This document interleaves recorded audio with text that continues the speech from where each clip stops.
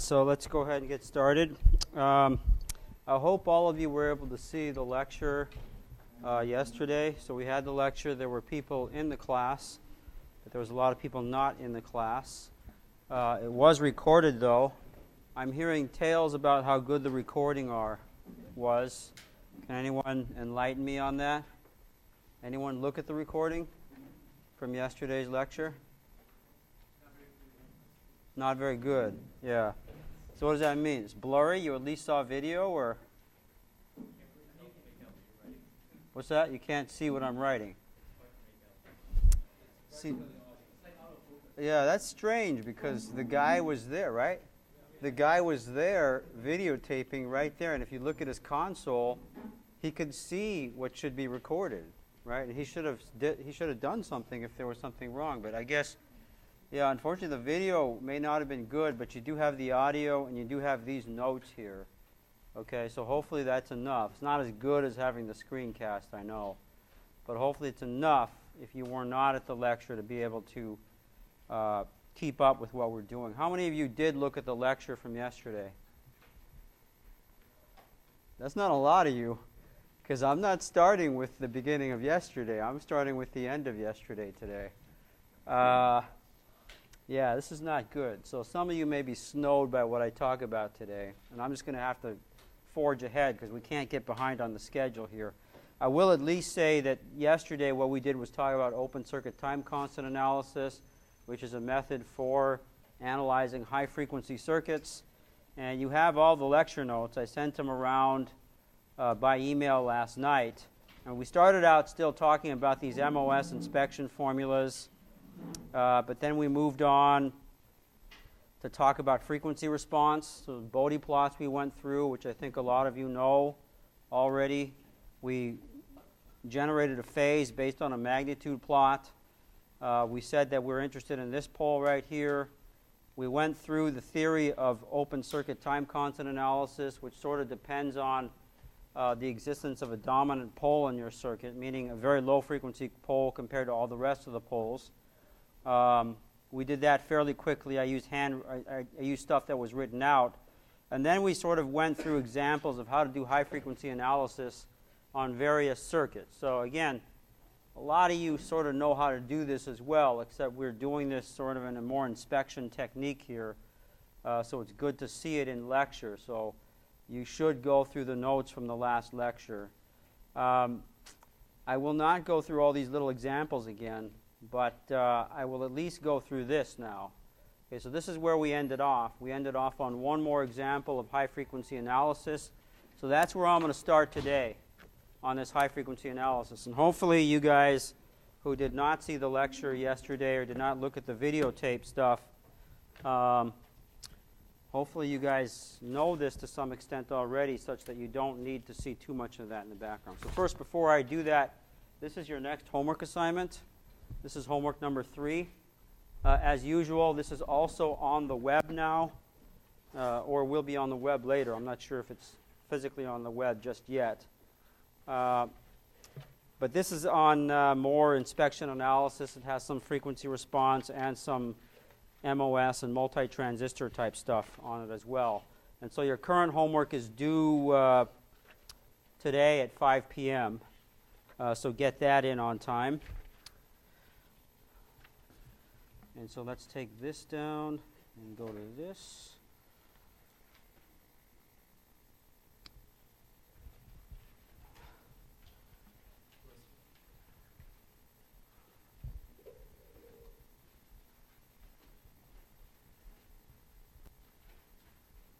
Does that look okay to you?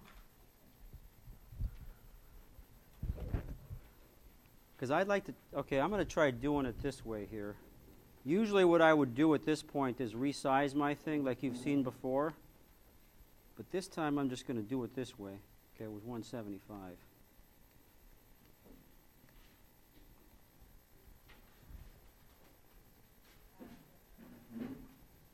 It's cutting off a little bit. See, the problem here is that I have a widescreen, and that is not a widescreen. So usually what I do is I shift the whole thing before my lecture, but yesterday I was lecturing with a widescreen because we had one. So I'm going to try it out here, see how you guys like it. Anyway, homework 3 passed out in lecture, posted online. Homework 2 due today. And the topics we'll cover today is we'll continue with our frequency response example. So again, I have one more example to go through. And then we're going to go on to short circuit time constant analysis, which allows us to get low frequency response. And then, we'll start talking about active loads at the very end of this. All right, so here's the example we started last time. It's an MOS two-stage amplifier. And I guess just to review a little bit on this, I pointed out all of the different capacitors that we have to worry about in an MOS type circuit. So there's our gate to source capacitance, CGS1, gate to drain for M1, CGD1, and drain to bulk. And the second MOS transistor has exactly the same capacitors around it, except of course I've given a subscript 2 to correspond to that transistor.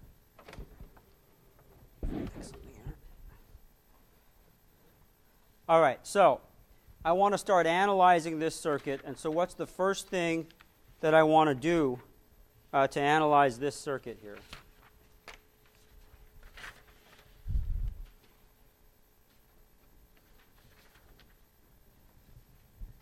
Okay, so what I want to do is get time constants, right? And actually, the first thing I want to do is simplify this thing. If I can eliminate any capacitors, then I want to do that. So let's do that. So first, number 1, let's eliminate some capacitors. And so you can see I've already done that. I've noticed that this CSB capacitor is going from ground to ground. Okay, since it has no voltage across it, that means it's not there. Right? The only way that a capacitor can influence a circuit is if it actually has a time-varying voltage across it. And since this one does not have one, I'll get rid of it. I don't even need to keep it in my analysis. Exactly the same thing for this capacitor right here, which is going from this ground to this ground. It has ground across it, so forget it. Don't need to deal with it. That saves us a lot of time eliminating those capacitors. And so step 2, I now want to determine the time constants.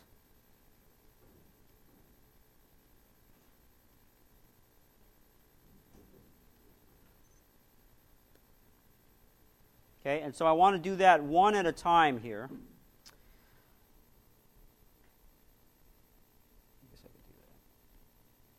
So I want to do this one at a time. So let's label nodes, which we were doing yesterday. So this is node 1, this is node 2, and this is node 3. The output node is node 3. Okay, and so I need to address each of these capacitors. So by the time I'm done calculating all the time constants, I need to have used all the capacitors that you see here, at least the ones not X'd out. Okay, and so I've got this CGS capacitor that I'm looking at, and that capacitor is going to ground. All right, it's going from this node to ground, so it's making it easy for me. I like that. Anytime a capacitor goes to ground, then in order for me to determine the driving point resistance at this node, all I have to do is find all the resistance in shunt with that node. Okay, all the resistance to ground from that node. Okay, this capacitor is going to give me a few problems here, the CGD1. I don't like that too much because it's sort of in feedback here. So anytime you see something in feedback, that makes your problem a bit difficult, a bit more difficult. Now, yesterday, I showed you, at least some of you, this part at the bottom of your inspection analysis sheet. So this is that sheet that I gave you a while back.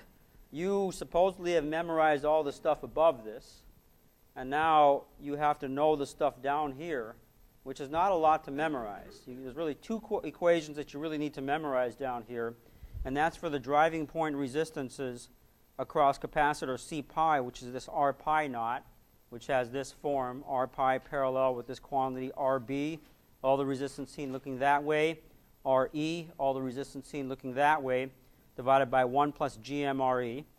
And then there's this R mu naught, C mu right here, which is also in a feedback loop, so it's connecting one terminal to another terminal of the transistor. It's not going from one terminal to ground. Okay? And so it now is all of the capacitance RB, where the B with a circle means everything in shunt with that node. So everything going to ground from that node. Okay, plus this R circle C, which is all the resistance going to ground from that node, plus capital GM times that R circle C times R circle B. Okay?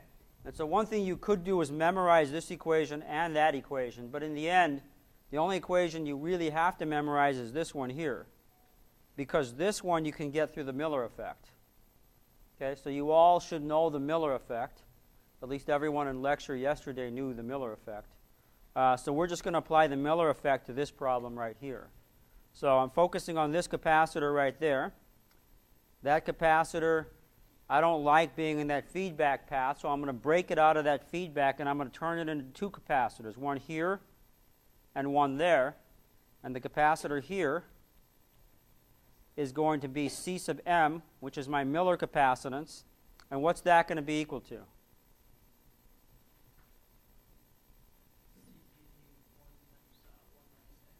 That's right. So it's CGD1, this capacitor value, times 1 minus the gain of this stage from this point to that point, from the points where the capacitor is connected. Okay, the gain of this stage, since it's a common source MOS amplifier, is minus GM RD1. Right? And so if this is minus the gain, this then becomes plus GM1 RD1. Okay, so this capacitor takes on that value right there. Just through the Miller effect, I did this. Right? You've all seen the Miller effect before, right? I see some nodding, not universal nodding, but I think you have. Okay, of course, with the Miller effect, you got one more capacitor that comes up. There's not just a capacitor at the input, but there's one that goes at the output, and that one just takes on the value CGD1 in this case. Okay, which is equal to CGD1 times 1 minus 1 over the gain. Okay, but since the gain we're assuming is very large, that 1 over the gain is 0, and so it's CGD1 times 1, which means it's just CGD1. Okay? So I've now converted this capacitance to those two, so I no longer need to worry about that capacitance. I just converted them to two other capacitors. The nice thing about this conversion is I don't have to worry about the fact that there's a capacitor in feedback.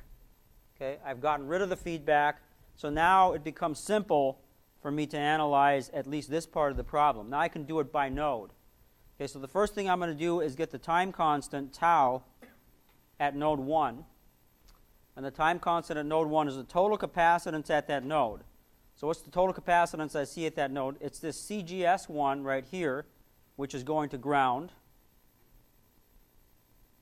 CGS1 plus this Miller capacitance, which I'm calling C sub m, which I'll write out here as CGD1 times 1 plus GM of 1 times RD of 1.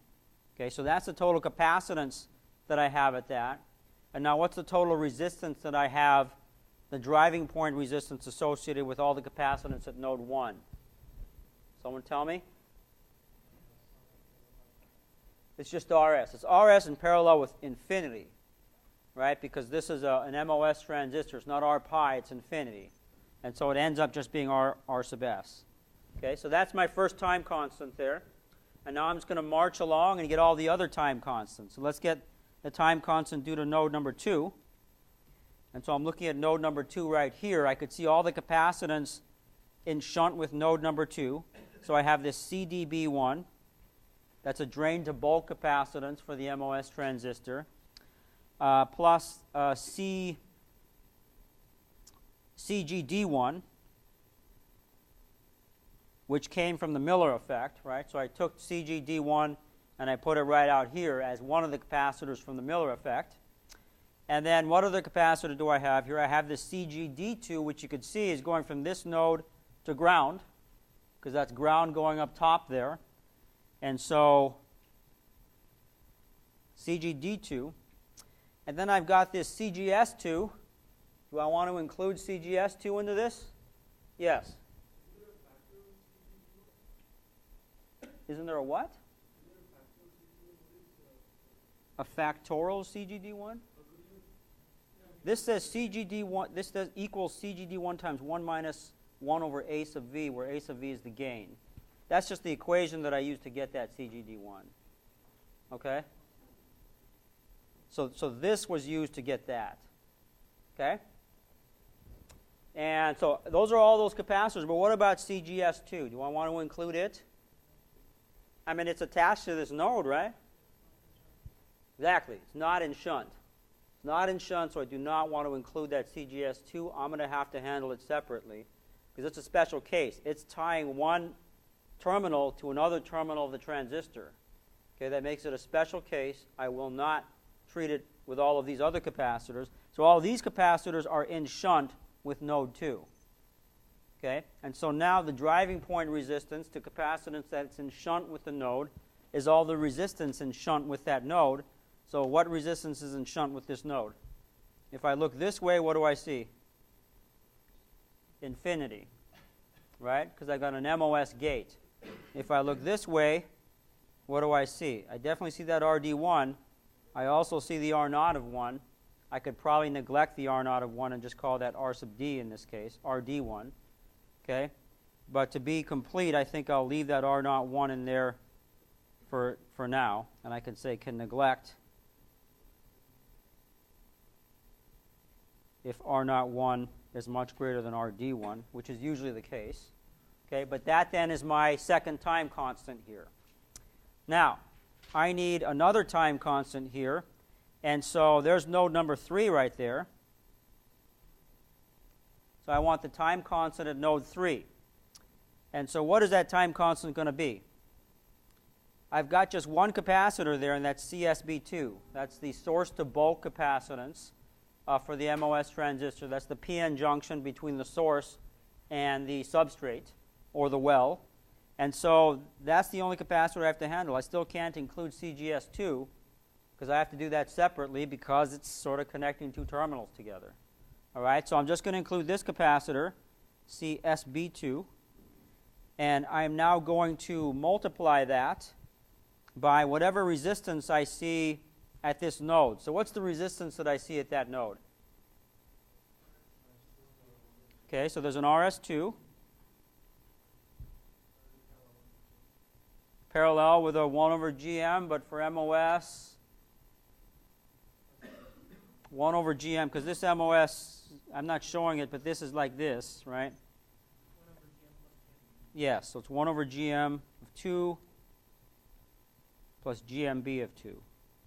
Okay, and so that's my third time constant for this, but I'm not done yet, right? Because I've handled all capacitors, but I have not handled CGS2, right? And CGS2 I'm going to have to handle all by itself. And so it's going to have its own time constant, tau GS2. That's going to come from capacitor CGS2. And what's its value going to be? Well, its value is going to be from what we memorized from our inspection analysis sheet. So if we go back here, this is the expression we want to use, except, again, we're doing MOS, right? And in MOS, what's the rule? R pi is infinity, right? So we don't even have to worry about that R pi there. But the rest of this stuff still holds here. Except for this GM. What does that GM become? GM plus GMB. Okay? And so with this equation here, I can then go back to this, and using that equation, what do I have? So I need to have all of the resistance seen looking in this direction.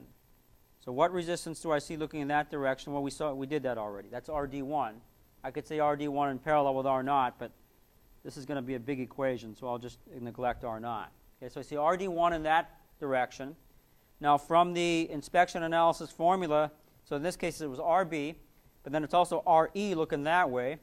So what's RE? In this case it's RS2 looking that way, so that's plus RS2. Okay, then that's divided by, go back to the inspection formula, 1 plus GM, in this case it'll be GM plus GMB, times RE, which in this case is RS of 2. And so I get 1 plus GM 2 plus GMB of 2 times RS of 2. And there you have it. That's our final time constant there due to this last MOS transistor. Now, I said this in the last lecture, and I guess I'll say it again. Anytime you have a capacitor in feedback, if the gain across that capacitor from this node to that node, so if this gain, let me introduce a color to this. So if this gain from here to here,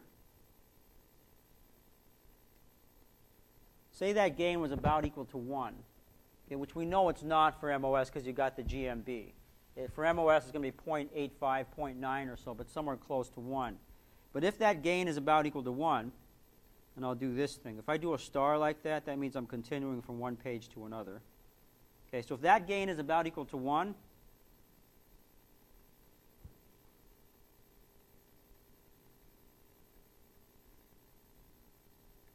then this time constant is probably neglectable. Okay? And the reason for that is, again, in order for a capacitor to affect you, you have to have a voltage varying across it.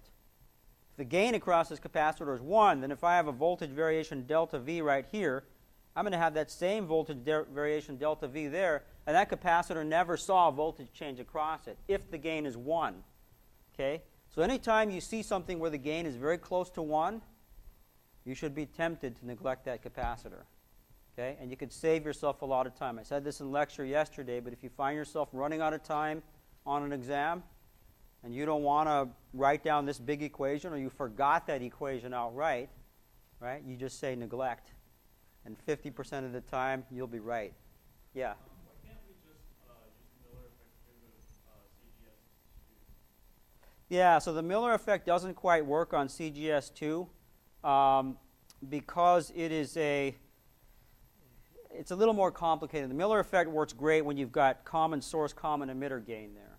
But in this case, you've got a gain less than 1, and just the way that the hybrid pi model or the T model is structured, it doesn't quite work out correctly with the Miller effect there. So don't use the Miller effect for this. You can see it's almost there, though, right, when I talk about that gain of 1.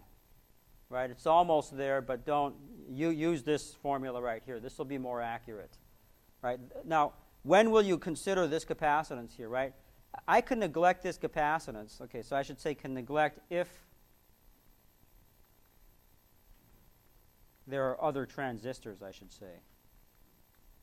Okay, so in this whole circuit, right, this transistor M1 has got all these capacitors that's contributing to the total time constant. And so that's why you can neglect this CGS2. Right? But if this were the only transistor there, if you only had a follower, of course you could not neglect CGS2. You have to include it in your analysis, and it's going to determine your frequency, and it's going to be a very high frequency. Okay? Because after all, right, your frequency in the end for this problem, now that I have all the time constants, I can write as omega h is equal to tau 1 plus tau 2 plus tau 3 plus tau GS2, 1 over all that, and that's your solution. Okay? So we did 3 others of these in the last lecture. And so if you did not look at the last lecture, you ought to look at that, because we took care of a lot of different cases that you're going to see. So I highly recommend you look at the last lecture if you have not. Yes? So is the general rule of thumb for the Miller effect, if the gain is less than 1, you can't use it? Yeah, it's almost like that. If the gain is less than 1, it doesn't really work very well. You should have a lot of gain to use it. Okay? Okay? But in some cases, if the gain is 1, you can still use it, right? So when we look at a Cascode, we'll be doing that. All right, so that's it for high-frequency analysis. We spent the whole lecture yesterday doing that. I want to move on to low-frequency analysis. And so what do I mean by the low-frequency part? So if we look at this transfer function again, right? This is the and I'm going to use pre-written stuff right here again because I don't want to be writing all this stuff here. Just for this part here. Then we'll go into examples in real time again. But if you're looking for the low-frequency amplifier response, then you use short-circuit time constant analysis. So for high frequency, we're using open-circuit time constant analysis, now short-circuit time constant analysis, and you'll see why we call it that in just a second. So you can recall, even from the last lecture, even a couple lectures ago, even before the last lecture, that your general amplifier response looks like this versus frequency. So this is magnitude in dB versus frequency generally in a log plot. So this should be log here.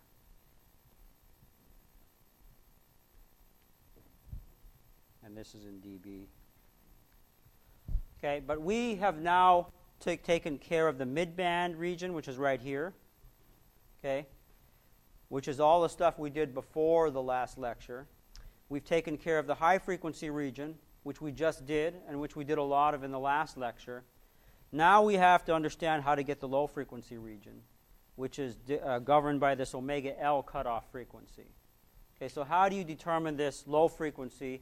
Well, same procedure as what we did last time. And so you really start out with the polynomial equation for this part of the curve, which is f sub L of s. So a sub m times f sub L of s describes all of this area here.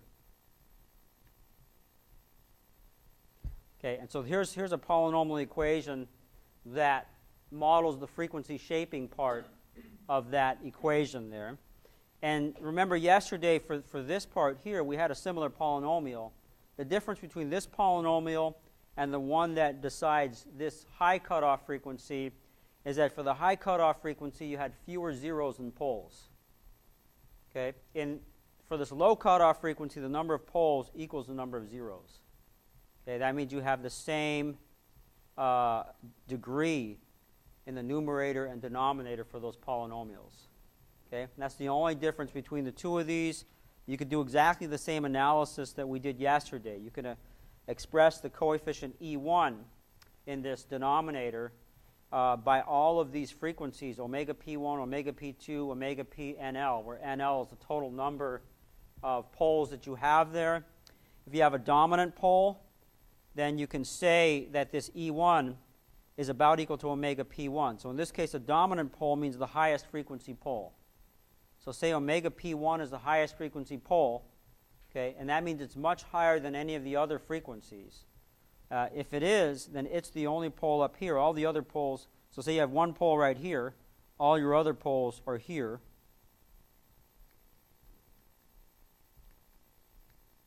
So these are all other poles. This is your dominant pole. Okay, it's sitting there at a much higher frequency than all the others, all by its lonesome. And if that's the case, then when you sum all these together, this one wins. And you can just say E sub 1 is about equal to omega P1. Okay, and that omega P1 equals omega L. And it turns out through a derivation that's similar to the one in Gray and Meyer, although Gray and Meyer does not do this derivation explicitly. They do the one for the high frequency pole explicitly.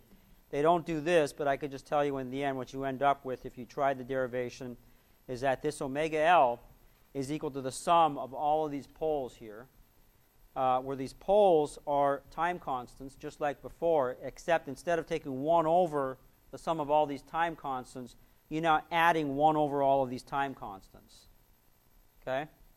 And I have more definitions down here. Each of these are defined. So this is C sub j's in this are the various large capacitors in the circuit. Okay, so large capacitors means now greater than 10 nanofarads.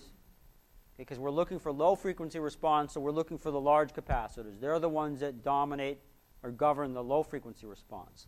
Okay, the driving point resistance is the same driving point resistance we've been playing around with when we did high frequency analysis. But it's that resistance sort of in shunt, effective resistance in shunt with the CJ capacitors that we identify. And so you determine these driving point resistances with all large capacitors short-circuited except the CJ for which the driving point resistance you're trying to determine. Continuing here. Okay, all independent sources are eliminated. That basically means you're still doing a small signal analysis. So if you have any DC voltages, you short them. If you have any DC current sources, you open circuit them. And then all high-frequency capacitors, meaning all the capacitors associated with the transistors, the C-pi, the CGS, the C-mus, those are all now open-circuited. Okay? And the reason why this is called short-circuited time constant analysis is because you're short-circuiting the capacitors that matter, right? All the large capacitors, which are the ones that matter at low frequency, are the ones that are shorted. Okay? And like the case for high-frequency analysis, when there are no dominant poles, a reasonable approximation is you can just take the geometric mean of all of the different poles here and subtract from them 2 times the square of the zeros. Okay, I'm not going to go into where this comes from here. That's just knowledge for you. We'll pretty much never use this formula here. What we will do is follow this procedure right here to get low frequency response. Okay, how many people have done this before? Oh, really? Really? 105 doesn't do this? Okay, well, that's good. So you get something new then. So let's do an example of this now. Let's actually tackle an example here to give you some experience. So let's determine the low frequency response of the common emitter amplifier that we had looked at, I guess, on the very first day of, well, actually the first day that I came back after my travels or so. Okay, so we're taking a look at the following amplifier. And I guess I'll have to draw the whole thing again here.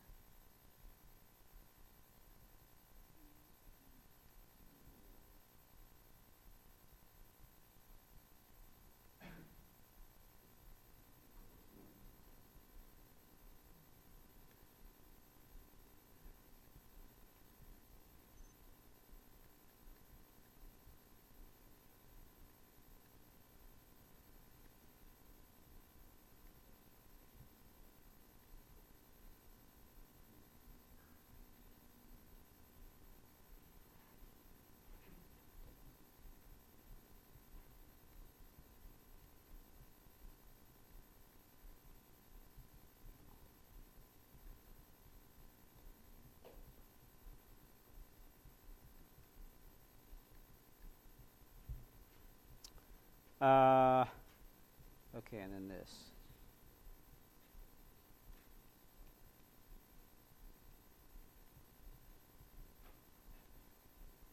Okay? And so typically in this type of circuit, this is sort of an off-chip type circuit for, I'll go ahead and ground this bottom thing. This is an off-chip sort of design that you'll see anytime you breadboard a transistor circuit or put in a circuit using discrete transistors. But generally, these capacitors are being used as bypass capacitors, so they'll be big. So C sub B could be on the order of 10 microfarads, maybe C sub B 1 microfarad, C sub C could be 1 microfarad. Those are typical values for those capacitors. And so those are the capacitors that we're going to care about right now in our low frequency analysis because they're so large. Right? You know that this transistor has some very small capacitors associated with it, like C pi and C mu and the rest of those. But we don't care about those. We're going to open circuit those because those are too high frequency for what we're interested in. Remember, we're interested in frequencies down on this end here, not all the way at the top end there. And so the analysis of this circuit goes pretty much exactly the same way that we did high frequency analysis, except for the difference that you're short-circuiting the large capacitors and you're getting driving point resistances around large capacitors. Okay, so let's start this now. I'll do it in an A, B, C. So in A, let's get the tau, the time constant, due to capacitor CB. Okay, so in this case, in order to get this, we have to short circuit the other large capacitors. So in this case, we will short circuit C sub C and C sub E. Okay, and so once we short circuit those things, this circuit ends up looking like this. Okay, so I'm short circuiting C sub C, so R sub C then becomes in parallel with R L. So I'll go ahead and just draw them together like that. Then we have our transistor. Since C sub E is now short-circuited, we're getting around RE. It doesn't exist anymore, so I'm going to just take the emitter of this straight to ground, so that reveals it as a common emitter circuit. Then I've got the two capacitors R1 in parallel with R2, two resistors, R1 in parallel with R2, which I will draw as a single resistor there. And then I have this RS here. And then I've got the location of the capacitor that I'm interested in right now, which is C sub B. And so in place of the capacitor that I'm interested in, I want to determine the driving point resistance. So what I'm going to do is put in a test voltage source, V sub x, and measure the current that it generates pushing through that test voltage source. And that becomes the driving point resistance that I'm looking for. Okay? So I'm looking for RBS, which is the driving point resistance associated with C sub B.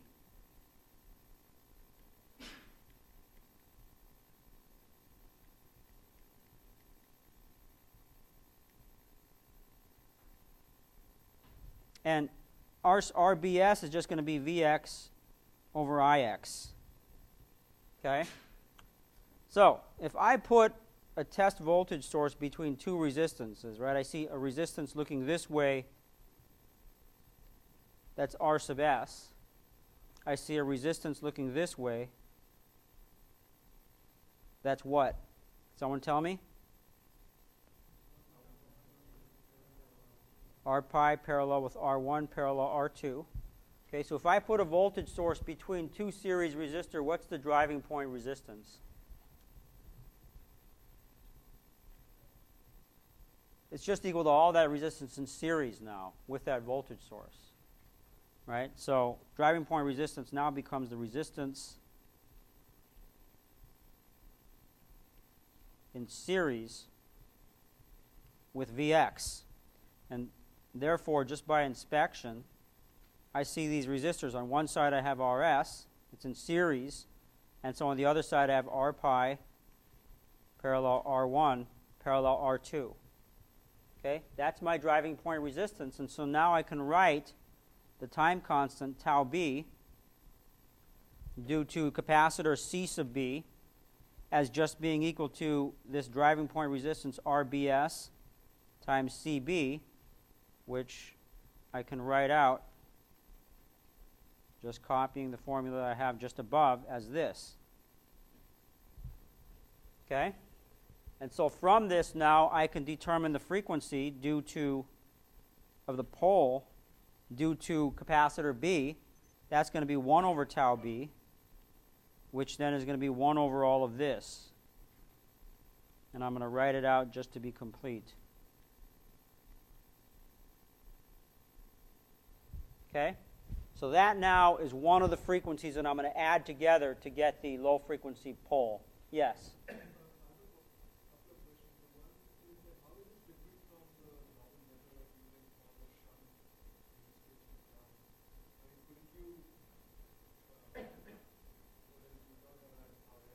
Well, in the shunt case, you have something very different, though. Let me go back one because I had space on that. Oh, no, I didn't have space. So in the shunt case, here's a shunt case. We have a capacitor and shunt there, and you are putting a Vx here and measuring the Ix going up there. Okay, that's different, and then you may have some resistance here and some resistance there. Say R1 and R2. Okay? And so in this case, right, the driving point resistance is going to be R1 in parallel with R2. Because they're in shunt with this node. You have this node here, and everything's going to ground from that node. In the case we just covered, we have no capacitor there. We had a capacitor that used to be between these two resistors, R1 and R2, but we replaced that capacitor with this Vx. And we measure the Ix there, right? That's a very different situation because the Vx is between the resistors, whereas in this case, the Vx is just going to the same node that both resistors are connected to. This is what we've always been doing, right? So in the case of high-frequency analysis, the capacitor that's in shunt. So in this analysis, if I have a capacitor in shunt, right, I'm just going to replace that with a voltage source, and I would get exactly the same thing as this. Right? So it just happens to be where the capacitors are. Right? For the low frequency part of this circuit, some of my capacitors are in series with these lines. Right? For the high frequency thing, most of the capacitors are not in series. Right? So it's not a matter of whether we're doing low frequency analysis or high frequency analysis. It's just where the capacitor is in the network. If the capacitor is in series between these resistors in the network, then the driving point resistance is all the resistance in series with it. If the capacitor was in shunt, then the driving point resistance is all the resistance in shunt with that node. Does that make sense? Okay? And so actually some of these will be in shunt, and so I'll show you. We'll be using that too, even in this analysis.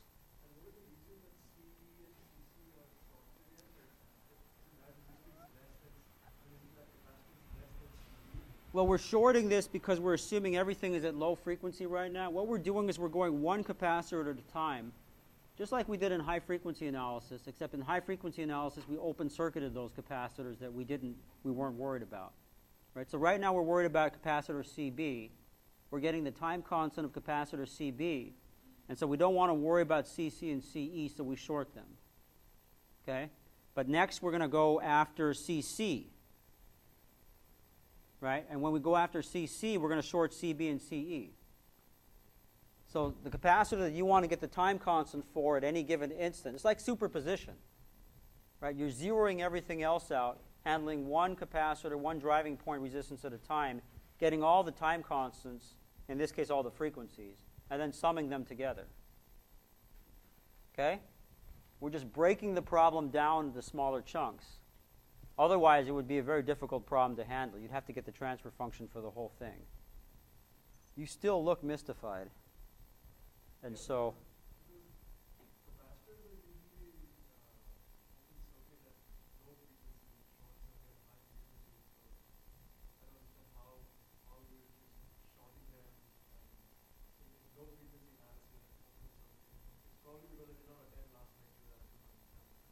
Part of it, and part of it's because I went through this theory very quickly here. So this stuff right here. All right, so in the end, right, we're looking for, see, when we're going after a certain time constant here, we could try to go after all time constants at once, right? And then we wouldn't be shorting anything. But these capacitors, right, in the actual circuit, so in the actual circuit, what are these capacitors doing in the end? When you're doing mid-band analysis, these capacitors are effectively shorted because the frequency is too high for these capacitors, right? And so that's why in this case what I'm doing is assuming that in handling each capacitor at a time, I'm assuming that this capacitance has a pole that has a frequency that's higher than these guys here. So the frequency that this pole is at is higher than these, so these are effectively shorts. See what I'm doing? They're all low frequency poles. And so that's why it makes sense. They're low frequency poles, so the frequency that I'm doing the analysis at is higher than their pole, so it should be shorted. Okay? So I guess that's some reasoning there, but the real reasoning is in the math that derives this technique here. Okay? All right, so we got the time constant due to CB. Now let's get the time constant due to any one of these other capacitors. Let's do tau sub C. Okay, due to capacitor C sub C. Okay, so in this case, because we're dealing with C sub C, we're going to short circuit the other capacitors. So we're going to short circuit C sub B and C sub E. And again, it's going to be resistance in series with this thing. So, I'm just going to assume these are short here. I think we can visualize them short rather than me drawing this thing again here. But effectively, what I'm doing is I'm replacing this capacitor with this Vx voltage source, which is going plus or minus here. And I'm measuring the Ix current going through that voltage source as it drives whatever it's seeing there. And again, what it's seeing is resistance in series with itself. Okay, so again,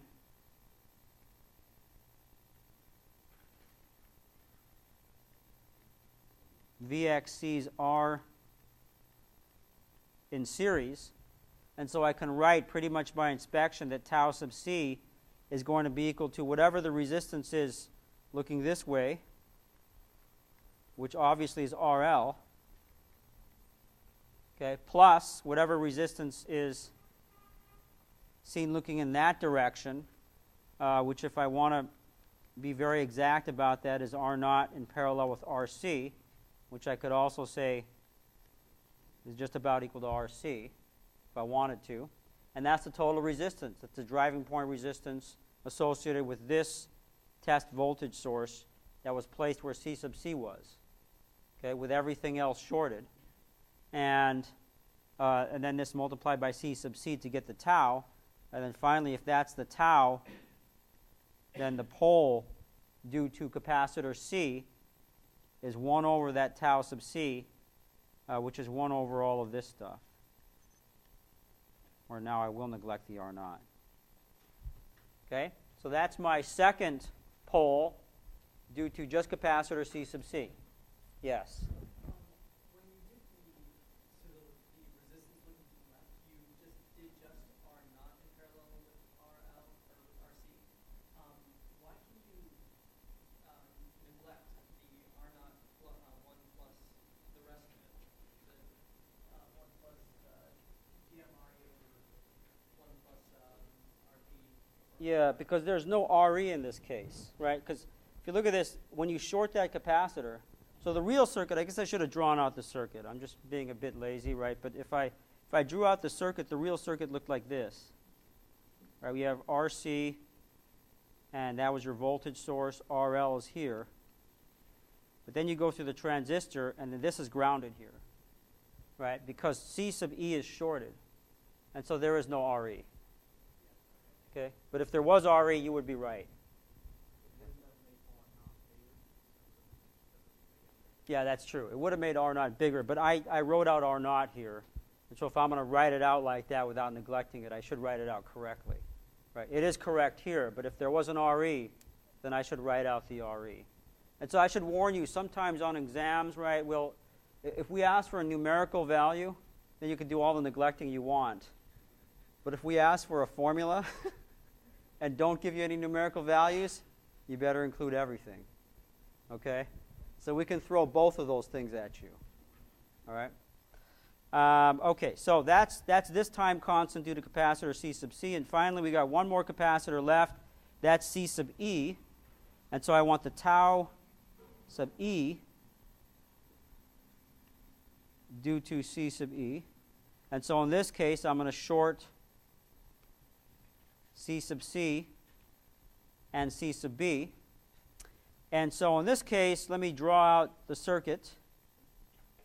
So what we end up with is, again, this R sub C in parallel with R sub L. We have our transistor. Now we have RE here. And right here we have a bunch of parallel resistors. We have RS, parallel R1, parallel R2. And now we have to replace, and so I basically shorted out C sub C and C sub B to get this circuit. But now I have to replace C sub E with my test voltage source Vx. So there it is. So in this case, this voltage source is not in series with the two resistors, right? It's in shunt with that node, right? So now what's the driving point resistance for this? So I'm going to call that RES. That's going to be Vx over Ix. What is that driving point resistance? So it's going to be the combination of that resistance looking up that way and that resistance looking down that way. So looking down, that's obviously just RE. Looking up, what is that?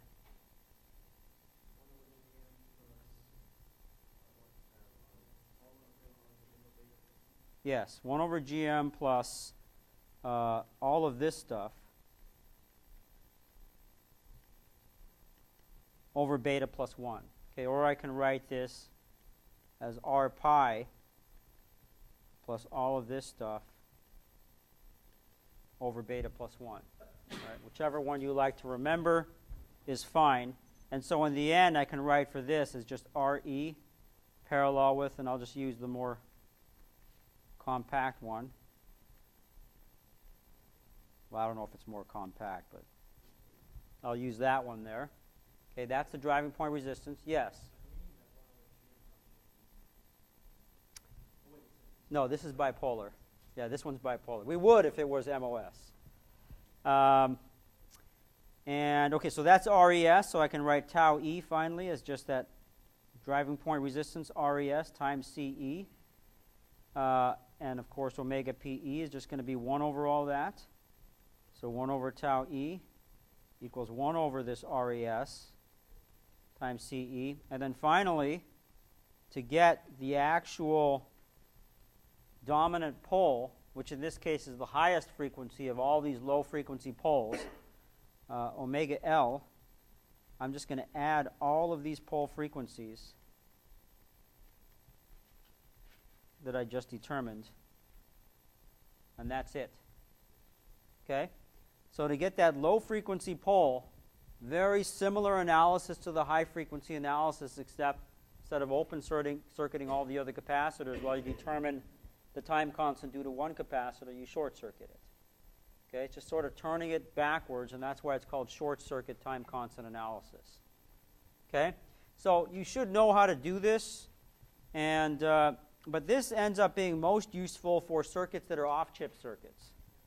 So circuits that are built on breadboards, because those circuits can use these huge 1 microfarad capacitors.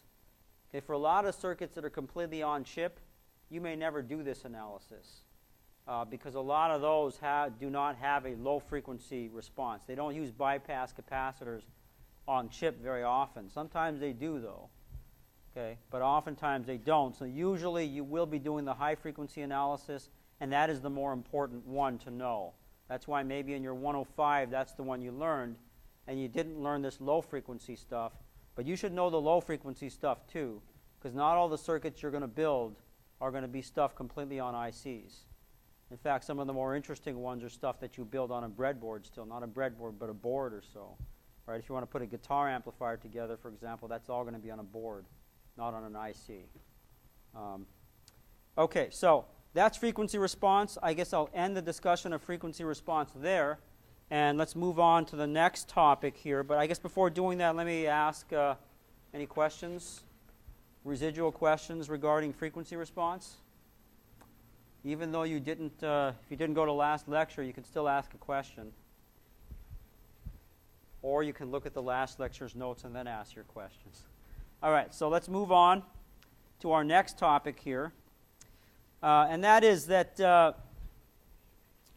so far we've been looking mainly at circuits that are resistively loaded. So we have transistors, but they're surrounded by resistors. And so one thing I'm going to tell you is that usually you don't see this kind of thing on a completely integrated IC. So if you look at an IC, you don't see a lot of resistors, especially MOS. Okay, so let's ask ourselves why that's the case.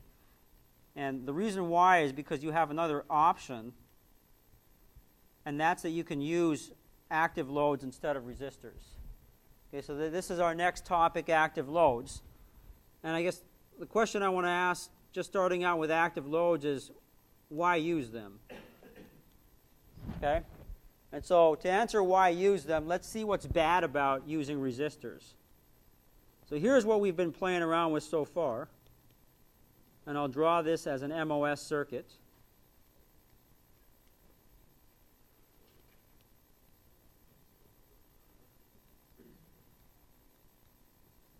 Okay, so far we've been looking at this. And this works fine, right? It's got a gain of GM times RD. No problem here. Right, this is our load, which of course is resistive.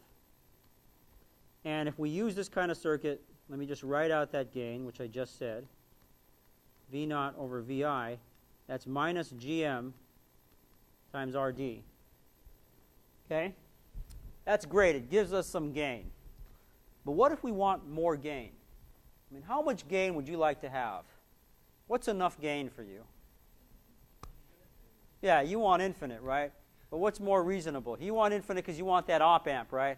That op amp becomes ideal when that gain gets close to infinity. What's infinity? Infinity is like 50,000, right? Infinity could be 10,000 or so, right? But you're not going to be happy with just 10. Right? You're probably not going to be that happy with just 100 or so. Okay? So let's take a look at how much gain you can get out of this particular circuit. Okay? And if it can't give us enough gain, then this is a bad circuit. All right, so let's address that. So suppose we want this gain, V naught over Vi, to go up. Okay, what do you have to do to make that gain go up? A couple things, right? Increase resistance, raise GM, right? You got GM and RD in that expression. You can just look at that expression right there and see what you want to do. So first thing you can do is raise GM. Okay? And so to raise GM, you end up raising the drain current I sub D going through that resistor R sub D. Okay, so there's I sub D right there. Okay, well that's great, right? Just increase the current and I get more and more gain. What's the problem? Power, yeah, you don't like the power consumption, but suppose you don't care about power consumption. Heat, that's the same as power. Right? Huh? Yeah, there you go. Headroom's the problem. Okay, so the bigger problem in this here is that if I keep raising I sub D, I run into the problem that this voltage across RD, this voltage here, which I'll call V sub RD, that V sub RD is going to go up. Right? It's going to get too large if you want large gain, and it's limited by VDD. Okay, so that's what we mean by headroom. All right, it's limited by VDD to ground here. At a certain point, you'll drop so much voltage across this resistor that you got no more voltage across the transistor, and nothing's going to work. Okay, so effectively,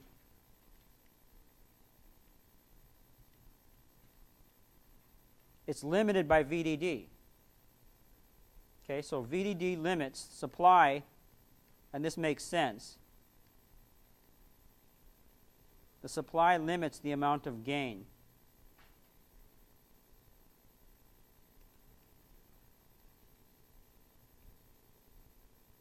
You can get with this circuit. Okay? But hey, that's raising GM, right? That's one way we could do it. There was another way that we could increase the gain, and that's to increase that resistor RD. But you can quickly see that if I increase RD without increasing ID, I'm running into the same problem, right? I'm dropping this VRD over that RD resistance, and so that doesn't help either. Okay? The other problem with doing this larger resistor thing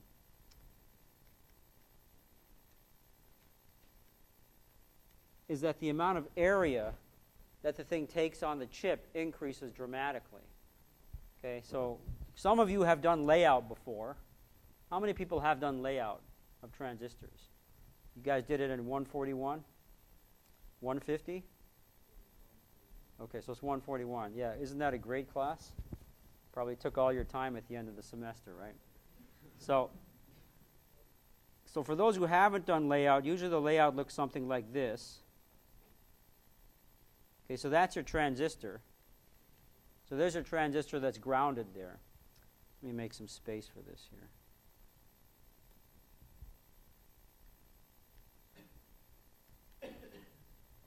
How do you lay out a resistor? Did you ever lay out a resistor in 141? Exactly, yeah. But you probably didn't lay out a resistor in 141. Okay, and there's a reason for that, right? You don't want to lay out a resistor because the resistor takes tons of area. Exactly, the resistor, when it's laid out, has got to do this. Okay, you have to make it very long to get a large value of resistance. So usually this thing will be in polysilicon.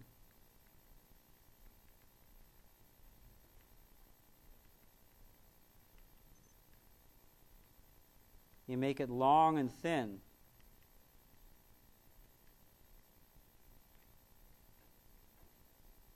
To get a large value of resistance. Okay, so a 1 kilo ohm resistor might look as big as that. And if you want to get even higher than a kilo ohm, that resistor is going to be even bigger than that. Right? So obviously, if that's a 1 kilo ohm resistor, this is much larger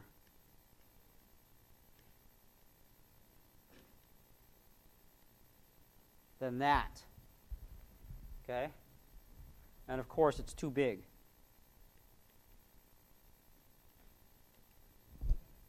Okay, so what would be ideal in this case?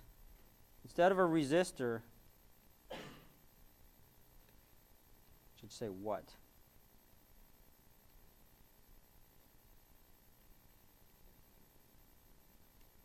What do you know that you'd rather put there on top of the transistor versus that resistor?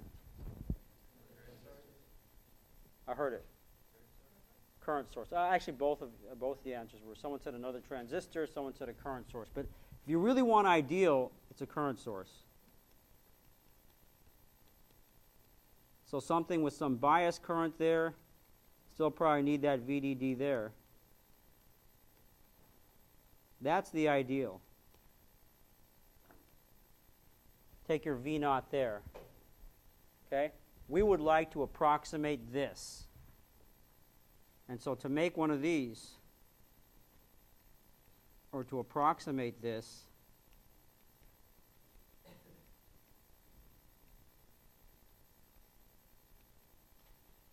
you want to use an active load. Okay? And so there's several versions of active loads that people have used in MOS technology. And let's go through some of them. And so there's a diode-connected enhancement load.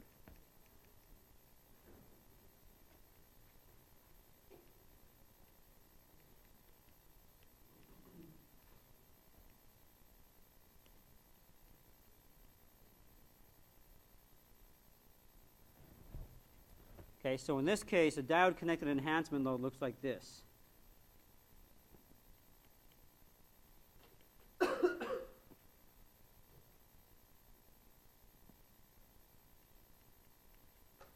Okay, and this is an MOS that I'm doing. I'm going to do all of this in MOS. And a lot of this class from this point on, it will be a lot of MOS. Mainly because a lot of analog is MOS these days. Mainly because the digital people have taken over. All right? So you know that, right? Digital has taken over. The analog folks, they're having a tough time because every time they make a new generation of transistors, they make it to service digital circuits, which are the things that power, of course, your CPUs, even the baseband cell phone stuff. And that means the analog designers are forced to use these crappy transistors for analog to make analog work. All right? And it's a complaint, right? That they are crappy transistors now for analog. If you're doing analog circuit design, it's exciting because you have to make something work even though you've got crappy transistors to work with, right? And that's what makes it interesting. But that's what analog design is today. It'd be nice if we can go back to some of these other processes, very low noise, bipolar type things, or at least MOS, fashioned more for analog type circuit design. But those days are kind of over. Okay, but analog designers are still very much prized, right? It's the analog designer that does the front end to your cell phone, right? That's all analog design. And the digital designers claim that someday they will be the whole phone. There'll be no analog at the front end. That actually might be true many years from now. The faster they get, if they can continue to go faster, it may be possible to make the whole phone digital, even all the way up to the front end where the antenna is. Yeah, that's true. Absolutely, yeah. So if you are a musician and you enjoy good music, it's not even transistors that they'll enjoy, right? They don't even like transistors, right? They still use vacuum tubes. as the amplifying devices because vacuum tubes simply sound better. I always wanted to be recorded while saying that, and so now I have been. Right? They do. They sound better. For some reason, we like the sounds of vacuum tubes better. So most of the music you hear over the airwaves is vacuum tubes, except for some of the commercials now, because digital is creeping up. Some of the commercials that are done very cheaply, that is digital simulations of vacuum tubes. So it's still not the transistor circuits we're showing you.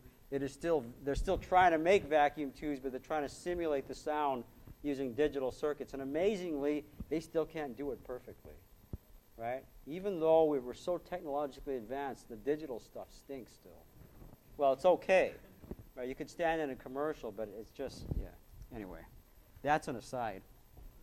All right, so this is your enhancement node. We're going to go through each of these different loads one at a time. But this is enhancement load. Let me draw a picture of depletion load. So in depletion load, you have what's called a depletion transistor. Okay, this is a transistor that is normally on when you give it zero gate voltage, a zero gate to source voltage, right? So see how I'm tying the gate here to the source of this transistor? That means VGS equals 0.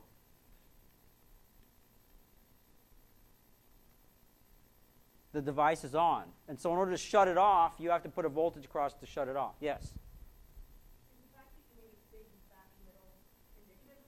Yeah. Yeah, that's what it is. That means that normally there's a current on in the thing. Interesting that no one knows about this device. It's actually not that interesting because this is an ancient device. Okay, this is something that people use in the 80s, but no longer use. So we won't consider this. I'm just mentioning it in case you run across an ancient circuit and see something like this, right? Because they were used at some point. Yes? Yeah. And so that's why depletion load devices are no longer used, because now we have PMOS devices.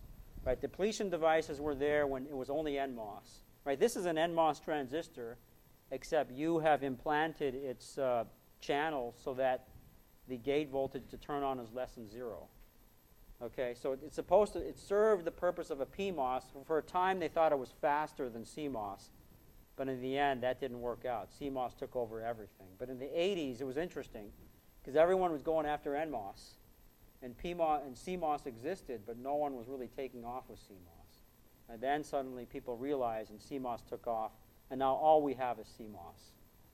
Okay, so we have this depletion load, and so here's sort of what you are referring to. So you have your diode-connected PMOS load.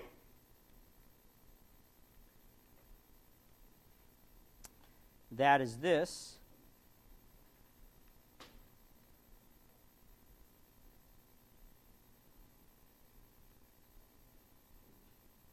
Where here I will explicitly say that the bulk of this is also tied to VDD.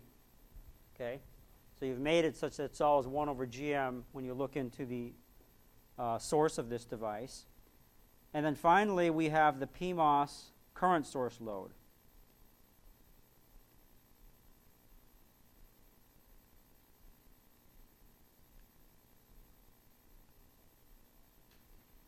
Which is what you will see most commonly here.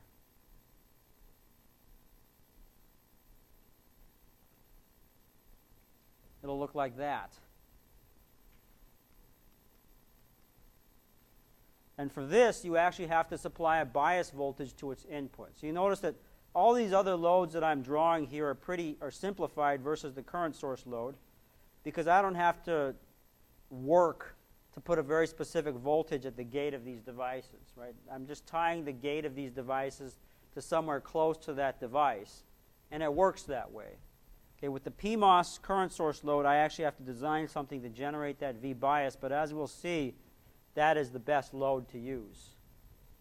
It performs just better than any of the others. However, it depends on your needs, too. If you want a very fast circuit, then maybe you want to use one of the others, too. Okay, but for highest gain, the PMOS enhancement load, current source load, is the best. All right, so let's now go through each of these one at a time and sort of do a small signal analysis on all of them so that you know the right things about them. So what do you want to know about these loads? Someone tell me. When you're using this in your small signal circuit, you want to know something about it. What's the most important thing to know about it? Exactly, it's small signal resistance. You want to know what its impedance is because it's now serving to replace that resistor there. And so it's going to replace that resistor with a very specific value of resistance. And it's going to get that value of resistance in a much smaller size than a physical resistor. Okay, that's why we're using these things. Okay, so what's the value of resistance for, let's start with the first one of these, the diode connected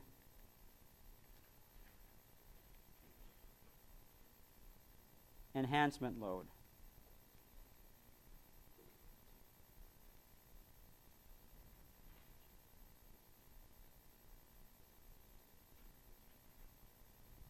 All right, so that's this one here.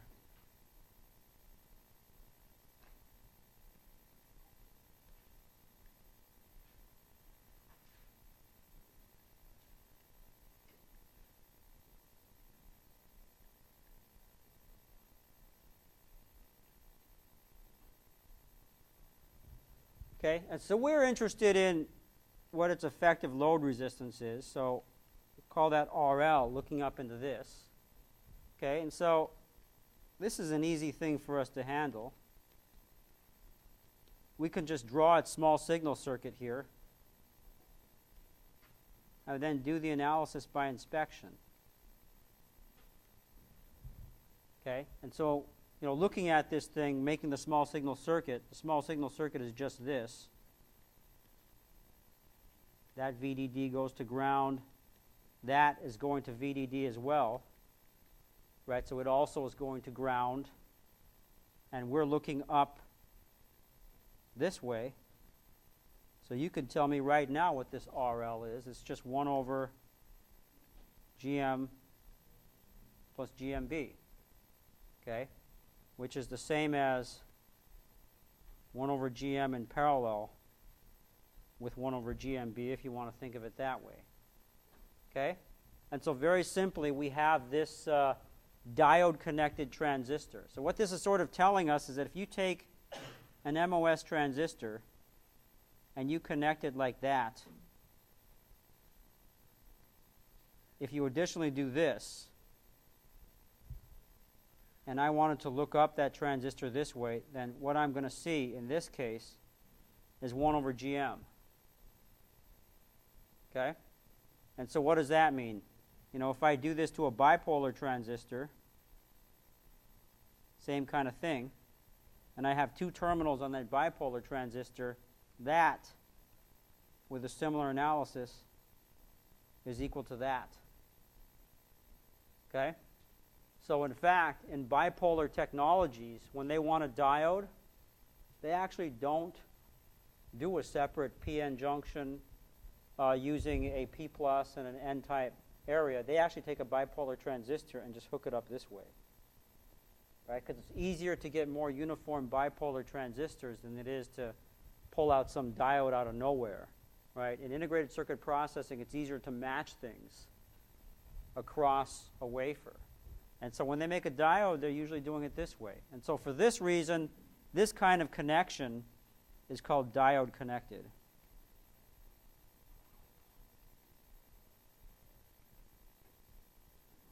That's the nomenclature used for both of these. Whether it's MOS and whether it's bipolar, it's diode connected. And this thing behaves exactly like a diode in the bipolar domain here. You're going to get a transfer function. That's current and voltage. It look just like that. Okay? Now, that's great, but what if we add a little bit of complexity to this? So let's ask the question, how about this, where we add some resistance R sub D there, and then we attach that resistance to this diode-connected transistor, in this case MOS. Now, what is that resistance seen looking up in this direction? R sub S. Okay, so that's an interesting question to ask. And if you think about this, is this a situation we've seen before? It might not be that easy to do this problem here. It turns out that it is going to be easy to do this problem when you actually, after we've done it the hard way. But let's do this right first and just do it the hard way. Okay, so let's pull this out into a small signal circuit. And the hard way means I'm actually going to draw the hybrid pi model for this. Okay, so I've tied the gate to the source in this case. And so my VGS, I could sort of just draw like this between my transconductance generator there. So that's my VGS. And I know that in the hybrid pi model, I also have this resistor here, which like before, I'm going to just call GDS. And finally, I have this other voltage-controlled current source, GMB times VBS. And in this, right, just to make it exactly like the circuit that I just drew on the left, there's RD. There's my VX. And there's the IX that I'm trying to measure. And to be complete, right, I'm going to have a body terminal there. So that's G, that's S, that's D, that's B. And so my VBS is going to be across that. Okay, so now it's just the same analysis that we've already done with these things, right? VBS obviously here is going to be equal to minus VX. Same thing for VGS. We've done a problem very similar to this before. And so I can then just say that the IX coming into that node, so IX coming into that node, that's going to be equal to all of the current generated by all this stuff, which is just going to be minus this GM times VGS plus this GDS times a minus VGS minus GMB times VBS. This I'm going to neglect because we know that GDS is very small. That's the same as 1 over R naught. And R naught we know is very large. I'm just going to finish this for you, then we'll continue with this next time here. So GM times VX minus IX times RD plus GMV times VX. And then finally this R sub S is Vx over Ix, just changing things around. It becomes 1 over GM times RD divided by GM plus GMB, which is the same as 1 over GM plus GMB plus RD, but not just RD, it's RD over 1 plus eta, where eta is equal to GMB over GM. That's one of those MOS constants here. And so I could sort of write RS in the end as being equal to 1 over GM plus RD over 1 plus eta. Okay? That's a very exacting expression for what resistance you see looking up that way. But you see it's not just 1 over GM plus RD. There's that eta term that comes into play. But that eta term oftentimes is not significant. So it will end up being 1 over GM plus RD. Okay, but we did the whole analysis just so you see where the approximations are. So we'll stop here. You have a homework due at 5. See you on Thursday.